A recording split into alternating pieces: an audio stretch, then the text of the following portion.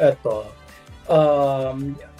Ano naman siya, magaling na artista, magaling na actress. Eto na ha, kapamilya actress. Pero hindi na siya masyadong ngayon, hindi na siya masyadong makikita ngayon sa limelight kasi naglaylo siya after her wedding sa isang mayamang gwapong binata. So nangyari to siguro before pandemic, yung medyo busy pa siya. Parang sa photoshoot ng isang glossy magazine, sikat na fashion magazine. Hindi niya tinapos yung shoot. June. Di ba pag ganyan, ikaw, manager, nagma-manager ka sa mga artista, sumasama ka sa mga shoot na, di ba, mga photoshoot. Di ba alam nyo kung ilang layout, di ba? Kung ilang palit. Pero sandali, to be fair din, may mga pinag-uusapan din na oras. Marami pong pagkakataon na hindi natatapos yung ibang layout kasi hindi na pwede mag-extend. May ibang schedule yung celebrity. May mga ganyan po to be fair naman dyan sa binag-line item. Baka may ganun. May silang oras kasi may iba rin silang schedule. Pero June, unang-una, out of town. So, sabihin natin Tagaytay. So pag ganun, di ba, alam mo yung travel time, etc. Kasama yun sa kinocompute, di ba? Saka mabilis mabilis yung pacing Oo, talaga.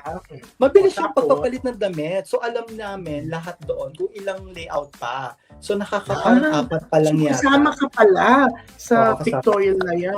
Naku, siguro yung mga ibang artista makakapanood nito, mga managers, mga celebrity, feeling ko i-request sila. Hindi natin itala ng original Vice Rodriguez kasi nang ma-blind item. Hindi, babawiin ko na naikwento lang pala sa akin.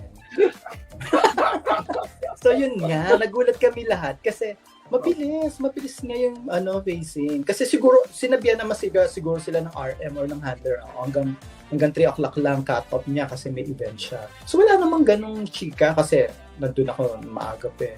So yun, smooth yung yung shoot, mabilis. Nagbibihis agad si girl, palit ng makeup. Tapos hindi na nga nagpapalit ng ng ilaw kasi available light lang yung ginagamit kasi nga nasa Tagaytay, diba? Gulat sila, parang isang layout pa, naka-ready na yung tawag doon, yung assistant ng magazine para pasamahan si girl magbihis. Ayaw na magbihis. Tapos nagulat sila, parang inaayos na yung buhok niya, tinali na. Tapos nagbawas na siya ng makeup, aalis na raw siya. So nagulat lahat sa set, pati yung editor lumapit na nga, yung fashion editor, etc. Kinakausap, no, we need to finish this one, ganyan. Kasi parang may kukunan pa na pang cover sana. Wala. Kasi minsan ng mga cover, di ba? Minsan pang ilan ng cover, di ba? Pinipili. May option. Hindi, pero minsan may mga double cover, triple cover, di ba? Saka parang may option, di ba? Kung ano yung mas maganda, di ba? Usually may ganun. Pumipili sila at least 3, di ba? Tapos ano na nangyari? Iniwan umalis na nga. Hindi siya napigilan. Hindi siya napigilan. Lahat kami nagulat. So, umalis siya talaga. So, gano'n siya kadiba dati. So, anong clue niyan para makapanghula ako? Promise, hindi ko bubukit. Magaling siyang umarte at nag-rate naman yung mga serye niya. Kaya nga binibigyan pa rin siya nung home studio niya, which is actually kahit wala ng franchise, di ba, nagpo-produce pa rin sila ng mga teleserye. Pero ayaw na ni girl. May mga tinanggihan na siya. So ayaw niya na, feeling ko ayaw niya na talaga before nga nagba-vlog siya, pero ngayon parang hindi na rin siya active sa vlog. Diba? Kasama ba siya ng isang sikat na young actress abroad lately? Ay, hindi. Si Maha sinasabi mo, hindi naman si Maha. Pero mas nauna siyang kinasal kay Maha. Parang gano'n. Pero ngayon parang bumait na siya after the wedding, after niya ikasal. Dumabait naman siya dati pa. Parang lately lang ba siya kinasal?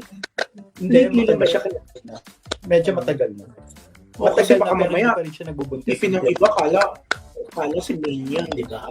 So matagal na itong kinasal, mga ilang years na. Tapos hindi na nga active Hindi mo na siya makikita sa TV, kahit sa YouTube, parang bibihiran. Yun. Kasi yan yata yung di ba, ang ginagawa niya ngayon, nag-gaming. Yan ba yun? Hindi rin. Hindi yan. Ito, hindi siya si Angel Oxin June. Eto, alam mo, O, ano bang alam mo, clue? kung titignan mo itsura niya ngayon, pwede talaga siya bumalik kasi maganda siya, maganda pa rin siya. Ang ganda pa rin ng katawan niya, hindi siya nanaba or something. Feeling ko ayaw lang din niya talaga kasi siguro mula nang kinasal siya, mas pinili niya talaga manahimik na lang kasi well off yung napangasawa niya, no? Ilang beses na namin sila nakikita magkasama, parang hindi niya na rin siguro kailangan, alam mo yon, yung magpakahirap sa showbiz para lang kumita. Pero yan, syempre bahala ng ating mga viewers na Hindi mo mahulaan. Hindi mo mahulaan yun.